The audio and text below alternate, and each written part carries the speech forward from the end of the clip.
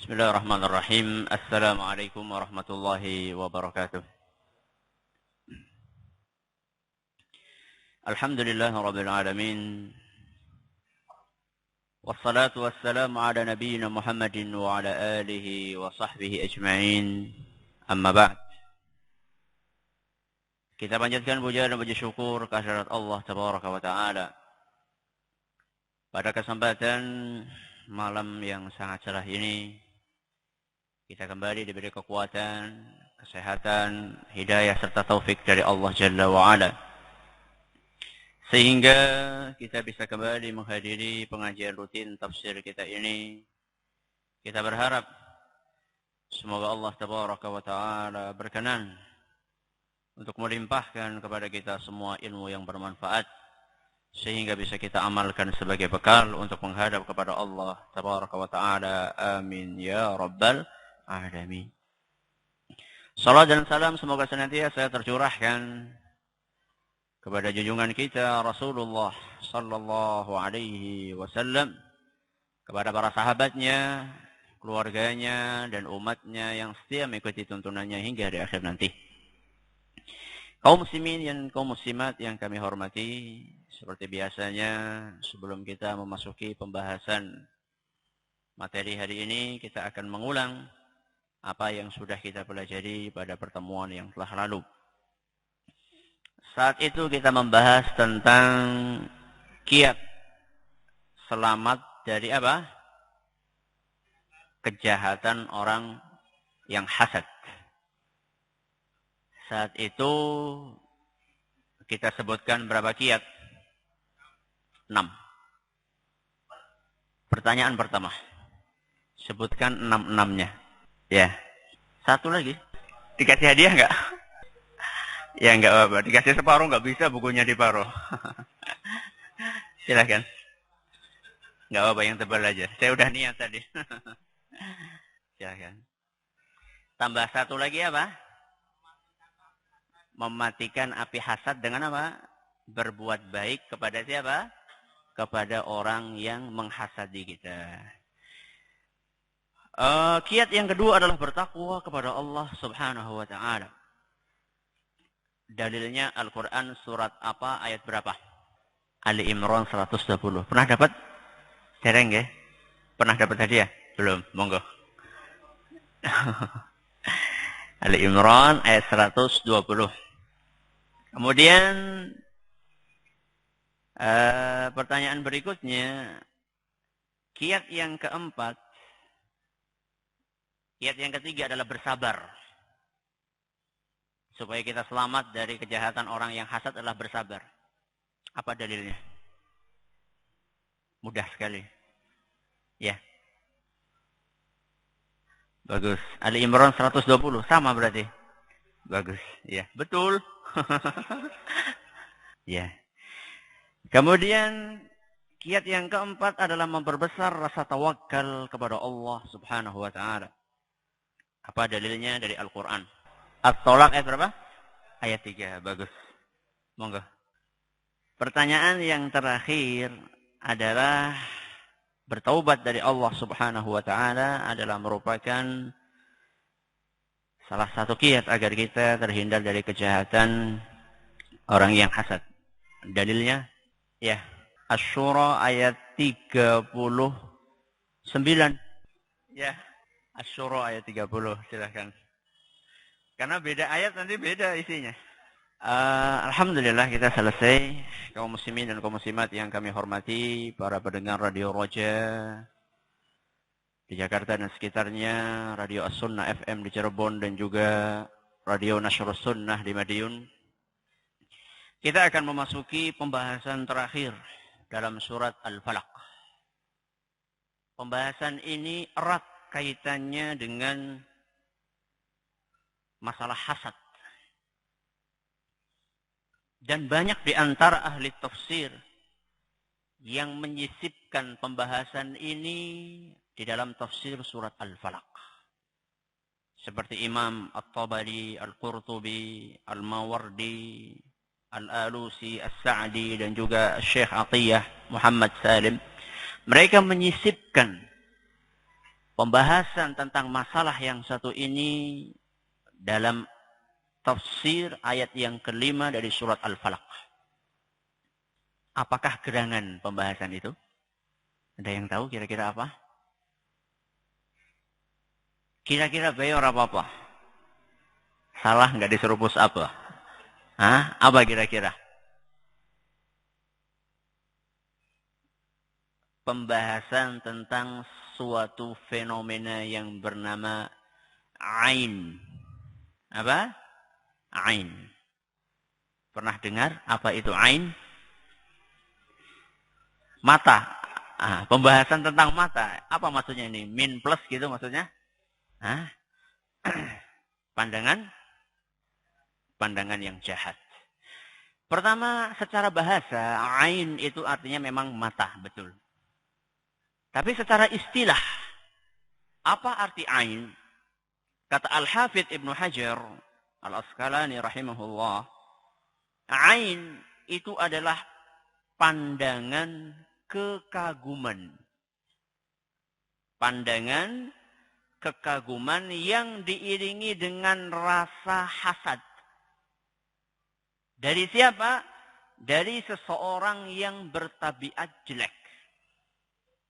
Pandangan kekaguman yang diiringi dengan rasa hasad dari seorang yang bertabiat jelek sehingga mengakibatkan orang yang dipandang celaka. Ini definisi detil. Apa yang disampaikan oleh Ibnu Hajar, setiap kata mengandung makna. Pandangan kekaguman. Kagum, takjub dengan sesuatu. Manusia tampan, atau rumah bagus, dan seterusnya. Dan diiringi dengan rasa hasad. Disisipi dengan rasa iri kepada sesuatu yang menakjubkan tersebut. Dan itu bersumber dari seorang yang memiliki tabiat jelek. Dan akibatnya yang dipandang itu akan celaka. Hanya dengan pandangan seseorang itu bisa celaka. Dari yang ringan seperti pingsan sampai yang terberat sampai meninggal dunia. Hanya dengan apa? Pandangan. Dan ini bisa menimpa makhluk hidup maupun benda mati. Makhluk hidup, pernah ada kejadian seorang ibu yang membawa anaknya yang cakep, bayi yang masih ditimang, putih, bagus, ganteng, dibawa ke pasar untuk belanja. Ketika di pasar, orang-orang yang ada di pasar itu semuanya atau rata-rata itu takjub, kagum dengan kegantengan bayi tersebut, putihnya, gemuknya, dan semuanya memuji. Gak ada satupun di antara mereka yang mencela. Semuanya memuji. Bagusnya, lemune, putihnya. Seluruhnya kalimat-kalimat pujian yang terlontar. Tapi kosong dari pujian kepada Allah subhanahu wa ta'ala. Begitu bayi itu pulang, baru diletakkan di atas kasur, tiba-tiba bayi tersebut meninggal dunia. Padahal sebelumnya sehat walafiat. Ini yang paling parah. Orang terkena ain. Ada yang orang terkena ain jadi bisu. Dikisahkan di daerah Mesir. Kalau tadi kisah di Indonesia tadi. Ini kisah di Mesir.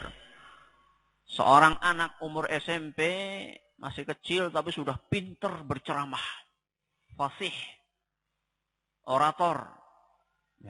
Dan anaknya juga rajin beribadah. Dalam suatu momen dia diminta untuk berceramah. Dan ceramahnya itu bagus sekali.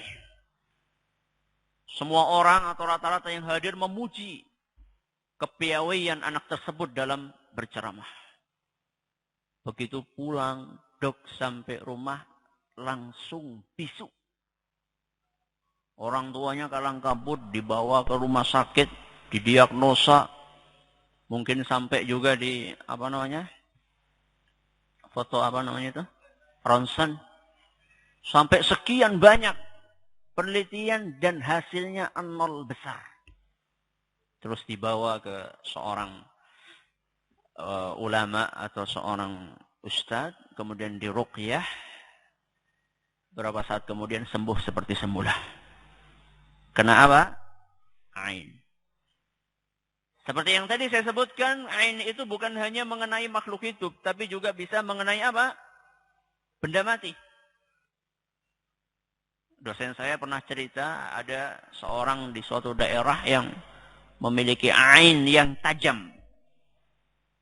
Jadi kalau misalnya ada orang iri sama orang lain, bayar orang ini supaya mencelakakan milik orang yang dia dengki. Misalnya orang yang didengki itu punya toko. Depannya ada kacanya. Nyewa orang ini nih, kamu saya bayarin. Tolong itu di ain. Dilihat kayak gitu, tiba-tiba kaca tokonya langsung pecah. Gak pakai tembak. Hanya dengan apa? Hanya dengan ain, pandangan. Beberapa saat yang lalu saya pergi ke Lombok. Orang yang nyopiri saya cerita. Dia baru beli BlackBerry. HP keluaran terbaru, entah seri berapa, teman-temannya semuanya pada begitu ngelihat HP-nya, semuanya pada muji-muji, ya. Apik teman, ya. Bagus, mengkilat, gini. Sampai ke rumah, mati, nggak bisa apa-apa. Itulah sesuatu yang bernama apa? Ain. Kok bisa ya? Pandangan mata kok bisa kayak gitu ya? Kalau kayak gitu, kalau kita mau perang pakai ain aja ya. Perang sama Belanda ya, pas zaman penjajahan dulu pakai tanknya dilihat aja ya. Macet gitu ya. Anehnya ain itu kalau digunakan untuk menyerang kaum musyrikin, musuh-musuh Allah itu enggak apa? Enggak mempan. Kenanya itu kalau sama apa? Orang-orang yang taat atau sama muslim. Itu anehnya. Kata Imam Ibnu Qayyim, ain itu bukan semata-mata pandangan saja. Tapi ain itu bersumber dari kekuatan dorongan jiwa yang hasad. Sehingga sumbernya dari dalam.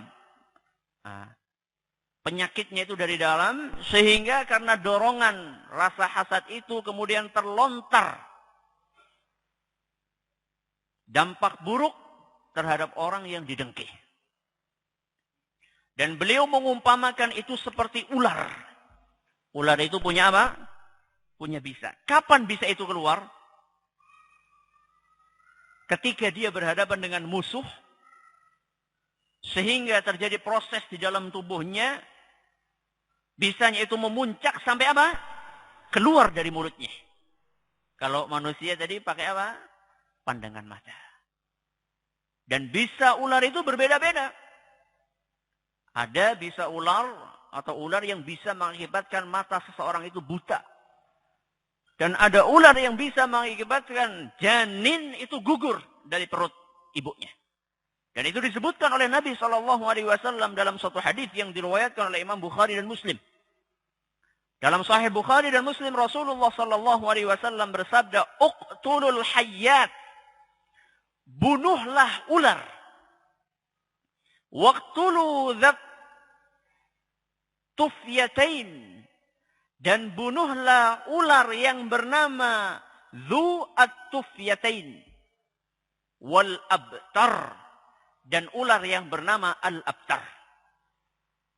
Ular dzu at-tufyatain, kata para ulama, adalah ular yang di punggungnya itu ada 2 garis hitam. Ular yang di punggungnya ada apa? 2 garis hitam. Dan al-abtar adalah ular yang sangat pendek buntutnya. Sampai seakan-akan buntutnya apa? Putus. Saking apanya? Saking pendeknya buntut ular tersebut. Kata Nabi SAW, فَإِنَّهُمَا يَلْتَمِسَانِ الْبَصَرِ وَيُسْقِطَانِ الْحُبْلَ. Karena 2 jenis ular ini bisa mengakibatkan mata seseorang buta dan mengakibatkan janin gugur dari perut ibunya. Ini bisa, ya, bisa ular itu berbeda-beda kekuatannya. Begitu pula ain seseorang berbeda-beda kekuatannya, kembali kepada apa? Jiwa dia. Apakah betul ain itu ada? Jawabannya iya. Dalilnya Al-Quran dan Sunnah Nabi SAW. Karena banyak orang-orang yang beraliran rasionalis, gak mungkin. Mata masa bisa memecahkan apa? Kaca. Kalau memecahkan kaca pakai batu mungkin. Ya. Kalau pakai batu ya kewenangan mas. Ya. Kalau pakai mata kan semua orang banyak. Ini mata siapa ini? Apa bisa dilacak matanya siapa ini? Nah. Kalau pakai batu kelihatan. Ini pakai mata kok bisa? Nggak mungkin. Ini orang-orang rasionalis. Ya. Apa dalilnya? Ain itu betul-betul ada dan bisa berdampak buruk bagi orang yang dipandang. Dalilnya Al-Quran dan Sunnah Nabi SAW.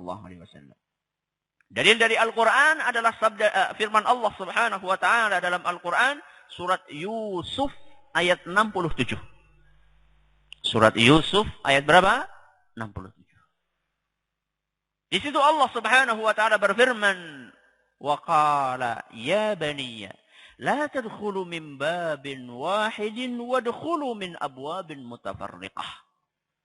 Wasiatnya Nabi Ya'qub alaihi salam kepada putra-putranya ketika berangkat bersama adiknya Nabi Yusuf. Siapa? Bunyamin. Untuk pergi ke negeri mana? Mesir. Mencari bahan persediaan makanan. Pesannya Nabi Ya'qub kepada putra-putranya apa? La tadkhulu min babin wahid. Janganlah kalian masuk bersamaan dari satu apa? Pintu. Wadkhulu min abwabin mutafarriqah.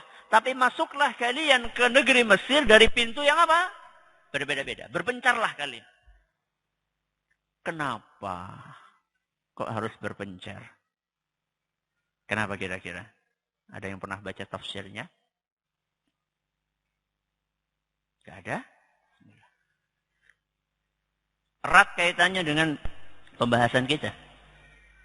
Kata Imam Ibnu Katsir, sebabnya sebagaimana dijelaskan oleh para ahli tafsir sebelumnya dari kalangan sahabat dan tabi'in seperti Ibnu Abbas, Muhammad bin Ka'ab, Mujahid, Ad-Dhahhak, Qatadah, As-Suddi dan yang lainnya, karena putra-putranya Nabi Ya'qub itu adalah berwajah tampan semuanya.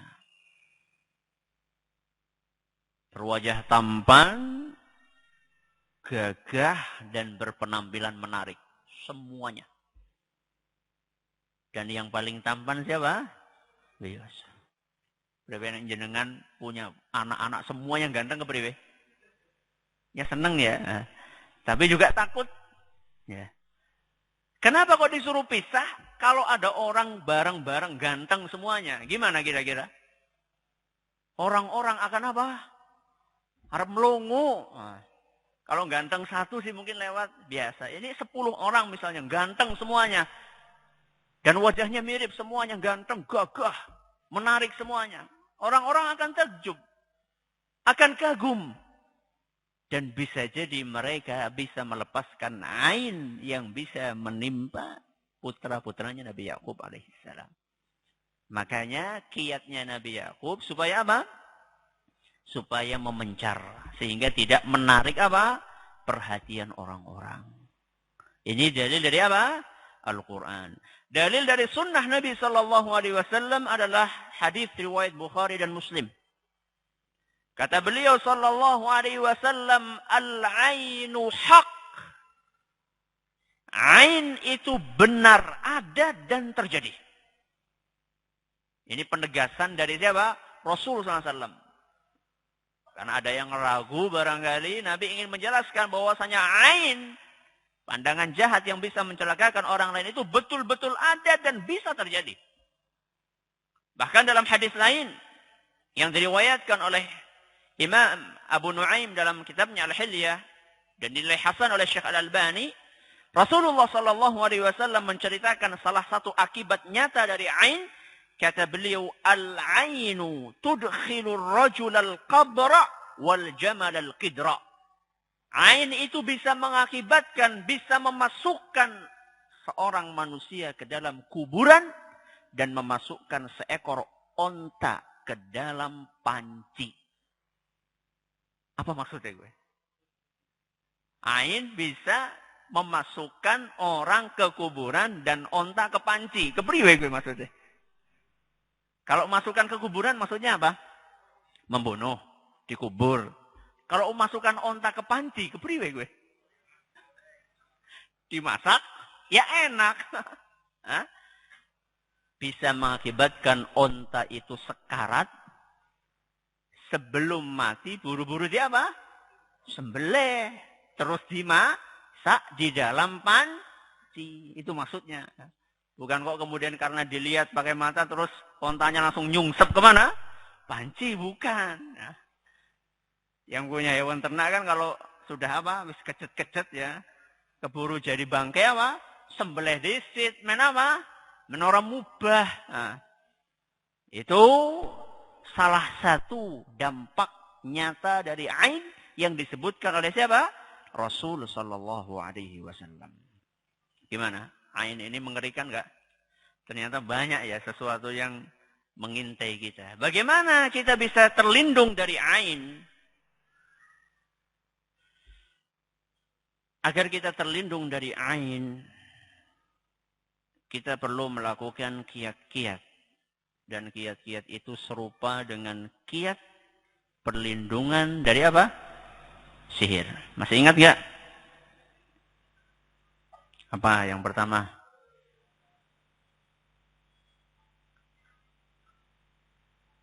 Ya itu jelas. Cuman yang saya sebutkan dulu masih ingat nggak? Benteng. 1, rajin sholat berjamaah. 2, apa? Zikir. Bagus. Zikirnya kayak gimana? Yang ada tuntunannya dari Rasul SAW. Bukan sembarang apa? Zikir. Kemudian apa? Membentengi rumah. Pakai apa? Bagus ya. Pakai salam, masuk rumah ucapkan bismillah, mengisi rumah dengan apa? Dengan Al-Quran, terutama surat Al-Baqarah. Yang nomor 1 malah belum disebutkan. Meluruskan akidah dan menguatkannya. Jadi, kalau orang pengen terhindar dari ain, minimal dia itu harus mengamalkan zikir-zikir yang dituntunkan oleh Rasulullah SAW. Makanya diceritakan korban yang tadi bisu tadi, anak kecil yang bisu tadi ketika diruqyah, setelah selesai diruqyah, sama ustadz yang meruqyah itu mewanti-wanti supaya jangan lupa membaca zikir perlindungan, yaitu zikir pagi dan apa? Sore. Kemudian kalau keluar rumah jangan lupa membaca apa? Doa dan seterusnya. Ini minimal. Nah, jadi apa yang diajarkan oleh Rasul Sallallahu Alaihi Wasallam itu buahnya luar biasa. Makanya mari kita apa? Kita amalkan. Ini perlindungan. Kalau pengobatannya bagaimana? Orang sudah terlanjur kena ain. Pengobatannya bagaimana? Minimal atau pengobatannya tersimpul di dalam 2 poin. Yang pertama adalah ruqyah syar'iyah. Dalilnya apa? Bahwasannya ain itu diperintahkan diobati dengan ruqyah. Hadis riwayat Bukhari dan Muslim. An Ummi Salamah radhiyallahu anha. Ummu Salamah radhiyallahu anha bercerita, anna an-nabiy sallallahu alaihi wasallam ra'a fi baitiha jariyatan. Pada suatu saat Rasul sallallahu alaihi wasallam masuk ke rumahnya Ummu Salamah dan mendapatkan di dalamnya ada seorang budak wanita. Fi wajhiha saf'atun. Muka budak wanita tersebut ada belang hitamnya. Ada apa? Belang hitam. Ini bukan sembarang belang ya. Bukan andeng-andeng sing gede ya. Yang itu nggak mungkin apa? Dihilangkan kecuali dengan operasi. Ini sesuatu yang kelihatannya aneh. Kok belangnya aneh?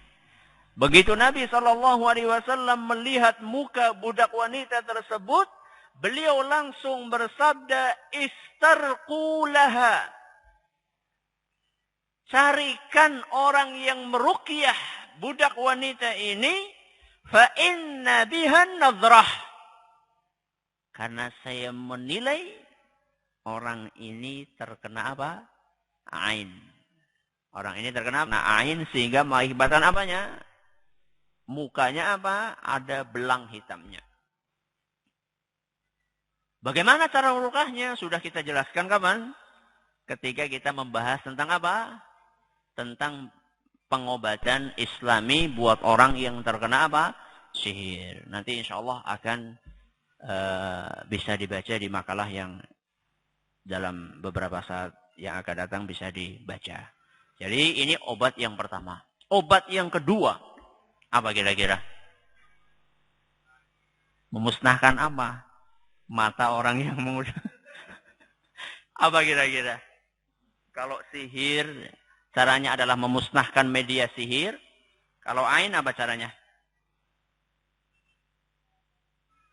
Mungkin ada yang pernah baca ini. Insya Allah di antara jamaah sekalian ada yang pernah tahu ini.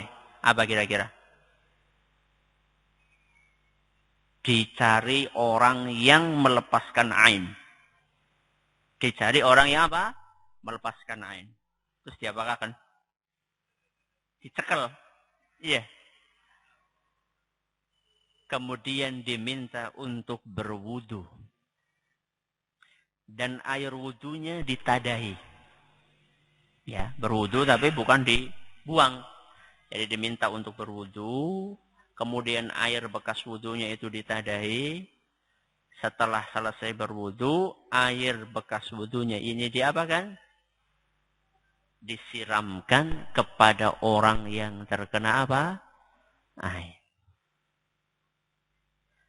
Wah, ya jijik Ustaz. Ini pengobatan yang sangat manjur dan diajarkan oleh Rasul SAW ketika ada salah seorang di antara sahabat beliau yang terkena ain. Kisahnya ada di dalam hadis riwayat Malik dalam Al-Muwatta dan dinilai sahih oleh Imam Ibn Hibban dan Syekh Al-Albani. Diceritakan oleh seorang yang bernama Muhammad bin Abi Umamah atau Muhammad bin Abi Sahal Ibnu Hanif. Diceritakan ightasala Abi Sahal atau Muhammad bin Sahal. Ightasala Abi Sahal ibn Hanif bil kharrar fanaza'a jubbatan kanat alaih. Kata Muhammad, bapak saya yang bernama Sahal suatu ketika mandi di sebuah danau, ya mirip danau lah, ya wadi itu ya kumpulan air mirip danau.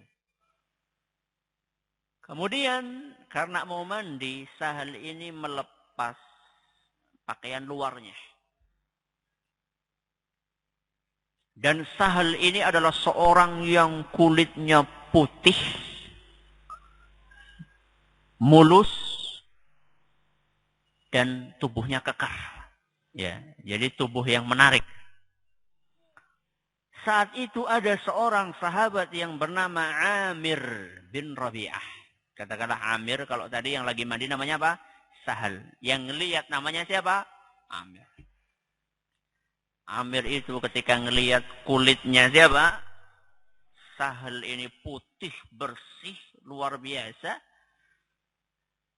Si Amir ini berkata, "Ma ra'aituka al-yawmi wala jilda adra." Seumur-umur saya itu enggak pernah ngelihat kulit sebersih ini. Walaupun itu kulitnya perawan. Kata siapa? Kata Amir. Bukan berarti Amir ini suka ngintip ya. Nah, Amir ini adalah salah seorang di antara para sahabat Nabi yang termasuk as-sabiqunal awwalun, termasuk orang-orang yang pertama-pertama atau orang-orang yang awal-awal masuk Islam. Ya, dia berkata, nggak pernah saya melihat kulit seindah ini, sekalipun itu adalah kulitnya perawan, ya ketika dia nikah dengan siapa? Dengan istrinya. Mungkin istrinya perawan, tapi kulitnya nggak apa? Nggak seindah itu. Akhirnya dia memuji, ini kan pujian kan? Luar biasa. Ya. Kulitnya bersih sekali. Nggak pernah seumur-umur saya melihat seperti itu. Fawu'ika sahlun makanahu washtadda wa'kuh. Begitu Amir berkata seperti itu, detik itu juga Sahal langsung terjatuh dan menggigil kesakitan. Dan sakitnya luar biasa. Padahal saat itu mereka sedang bepergian berserta Rasul sallallahu alaihi wasallam. Di tengah-tengah istirahat, kemudian Sahal itu mandi.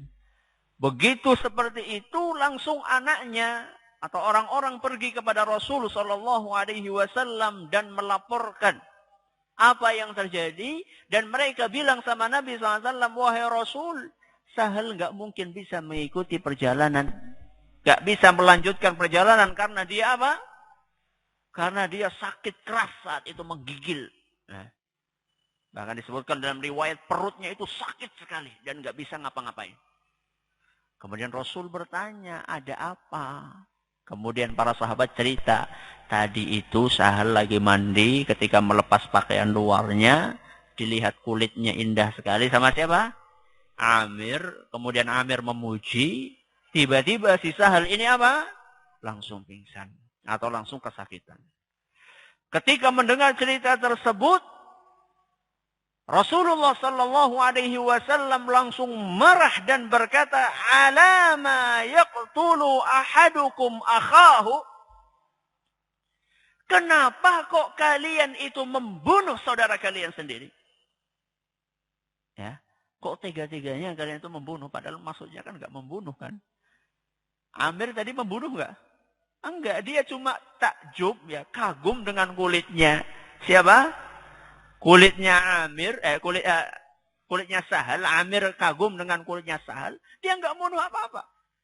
Tapi Nabi SAW mengingatkan, innal aina haqqun. Hati-hati kalian, ain itu benar-benar ada dan bisa terjadi. Jangan sembarangan kalian. Kemudian Nabi SAW berkata kepada Amir, tawadda lahu. Wudu kamu, wudu. Wudu untuk dia. Maksudnya wudu, kemudian air wudunya dia apa? Disimpan atau ditampung, kemudian apa? Siramkan ke orang tersebut. Fatawadda'a lahu Amir. Kemudian Amir segera berwudu, kemudian air wudunya itu ditampung, lalu disiramkan kepada Sahal. Faraha Sahlun ma'a Rasulillah sallallahu alaihi wasallam laysa bihi ba'sun. Dan seketika itu juga langsung bangkit Sahal dan melanjutkan perjalanan kepada Nabi SAW seakan-akan enggak terjadi apa-apa. Nah, kalau orangnya banyak gimana Ustaz? Kalau tadi ketahuan. Kalau tadi apa?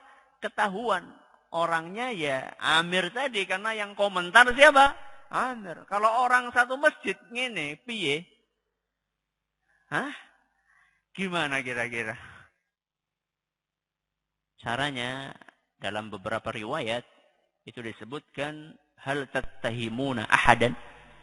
Nabi SAW ketika ada kejadian orang kena ain, orang-orang saat itu ditanya, wahai para sahabatku, apakah kalian memprediksi orang yang kira-kira penyebab ain itu? Jadi berdasarkan perkiraan saja ya. Dari sekian banyak orang-orang yang kira-kira sing apa? Kira-kira sing sifatnya atau hasadnya tinggi itu siapa gitu loh. Itu kan bisa ya, karena yang namanya hasad itu sering kelihatan ya. Diprediksi siapa orangnya, kemudian kalau sudah kira-kira anu ya. Nah, kalau sudah kira-kira anu, si anu ini dia seharusnya legowo ketika diminta untuk apa? untuk wudu. Kata Nabi SAW, wa idzastughsilu faghsilu. Nah, seandainya atau faghtasilu, seandainya kalian diminta untuk berwudu, untuk ngobati ain, hendaklah kalian apa? Hendaklah kalian ridho. Ya. Jangan merasa apa? Lah masa nyong lah. Nyong tuli wonge. Nah, belum tentu kan. Ya. Jadi kalau misalnya suatu ketika kita diminta, dan ini bukan hanya menimpa orang luar. Bisa jadi seorang bapak yang kagum dengan anaknya, bisa jadi anaknya kena ain siapa? Bapaknya sendiri. Ya makanya hati-hati. Hati-hati. Ya. Jangan sampai anak kita jadi korban kita sendiri. Kalau kita mendapat atau mempunyai anak yang ganteng, ya, barang baru yang bagus, itu hati-hati dengan ain kita sendiri. Karena bisa jadi ain kita mencelakakan anak kita atau barang kita. Loh, terus gimana Ustaz kita caranya? Priwe caranya supaya anak kita nggak kena ain? Apa? Menjaga mata. Menjaga mata gimana Ustaz? Anak kita ganteng masa nggak boleh dilihat? Apa? Mengucapkan zikir, pujian kepada Allah ketika apa? Melihat sesuatu yang menakjubkan. Jadi supaya kita itu nggak mencelakakan orang dengan ain kita, kalau ngelihat sesuatu yang bagus, cepat-cepat doakan. Allah yubarik fi, atau barakallahu fi, atau tabarakallah. Intinya adalah doa. Nah, intinya adalah doa semoga yang dilihat itu mendapatkan berkah dari siapa?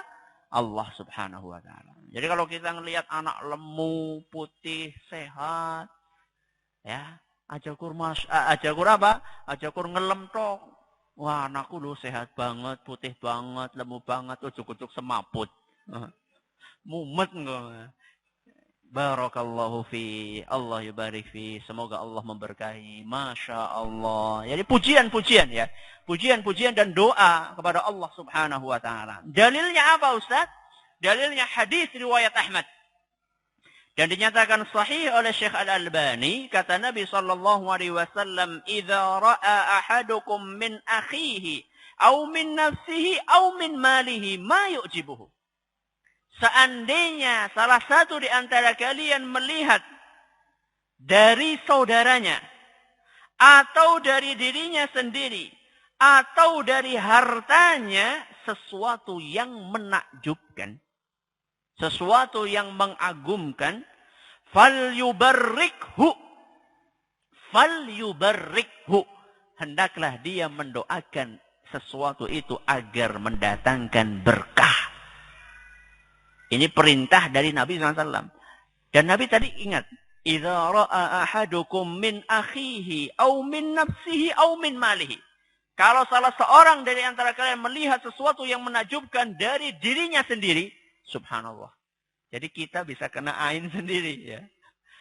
Atau dari saudara kita, atau dari harta kita. Harta kita berarti ini menunjukkan bahwasanya ain itu bisa mempengaruhi benda apa? Mati. Tuku HP anyar, ajakur cek cek cek cek cek.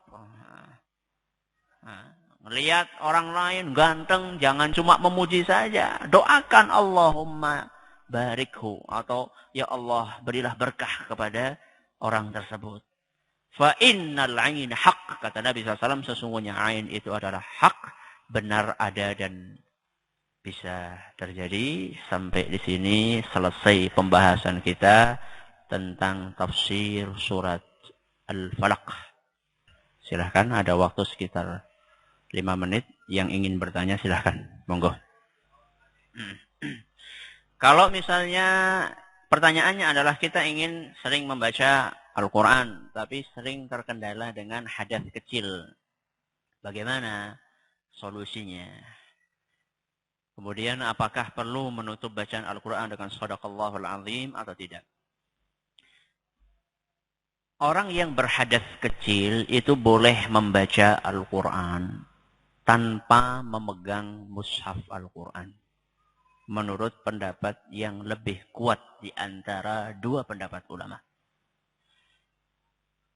Kalau laki-laki berhadas besar, seperti junub, maka saat itu menurut pendapat yang paling kuat tidak boleh membaca Al-Quran baik dengan memegang mushaf ataupun tidak. Itu bedanya antara hadas kecil dengan hadas apa? Besar. Kalau hadas besar, junub, ya laki-laki, junub nggak boleh baca Al-Quran sampai dia apa? Bersuci. Entah itu memegang, apalagi megang, nggak megang saja nggak boleh. Adapun hadas kecil, insya Allah tetap boleh, tapi tidak memegang mushaf. Maksudnya apa? Maca sing diapal, itu maksudnya gitu. Mulane apalane sing akeh. Jadi ini ora kur maca kulhu. Apalagi kulhu sih kepriwe ya. Kemudian Shadaqallahul Azim, apakah perlu dibaca? Apa disunahkan oleh Nabi SAW? Apa sih artinya Shadaqallahul Azim? Maha benar Allah, ya. Ya, dalam firman-Nya, ya. Ini maknanya ini salah nggak? Salah nggak maknanya? Nggak salah, ya. Maha benar Allah, firman-Nya Allah itu benar, maha benar. Dari sisi makna nggak salah. Cuman apakah Nabi SAW setiap membaca Al-Quran menuntunkan untuk menutup bacaan dengan itu? Ini yang jadi pertanyaan. Jawabannya, saya belum pernah menemukan hadis yang sahih yang menjelaskan bahwasanya Rasulullah SAW atau para sahabatnya itu menutup bacaan Al-Quran dengan Shadaqallahul Azim. Seandainya itu baik, niscaya sudah dipraktekkan oleh siapa? Rasulullah SAW. Wa khairul hadi hadiyu Muhammadin sallallahu alaihi wasallam. Sebaik-baik petunjuk adalah petunjuk siapa? Rasulullah SAW. Ustaz ya aneh ya, bermaca Quran kok ora Shadaqallahul Azim ketone kepriwe ya. Itu sebenarnya kembali kepada kebiasaan. Dulu saya juga biasa menutup bacaan Al-Quran saya dengan apa? Shadaqallahul Azim. Ketika tahu sedikit ilmu tentang itu, saya berusaha untuk tidak menutup bacaan dengan Shadaqallahul Azim. Tapi rasanya apa? Kayak hambar ya. Kayak biasanya si wong sing maca Quran kemudian ditutup Allahumma arhamna bil Quran. Nah, orang ditutup itu orang mantap ya. Itu kan bukan karena ada tuntunannya, itu hanya karena kebiasaan saja. Makanya dikatakan Allah bisa karena apa? Biasa. Jadi masalahnya kita itu belum biasa saja. Kalau sudah biasa insya Allah malah justru sebaliknya kalau ditutup dengan Shadaqallahul Azim akan berubah menjadi aneh. Mungkin itu saja yang dapat kami sampaikan. Atas segala perhatian yang kami ucapkan terima kasih. Dan atas segala kurangan kami mohon maaf yang sebesar-besarnya. Subhanakallahumma rabbana wa bihamdika asyhadu an la ilaha illa anta astaghfiruka wa atubu ilaik. Wassalamualaikum warahmatullahi wabarakatuh.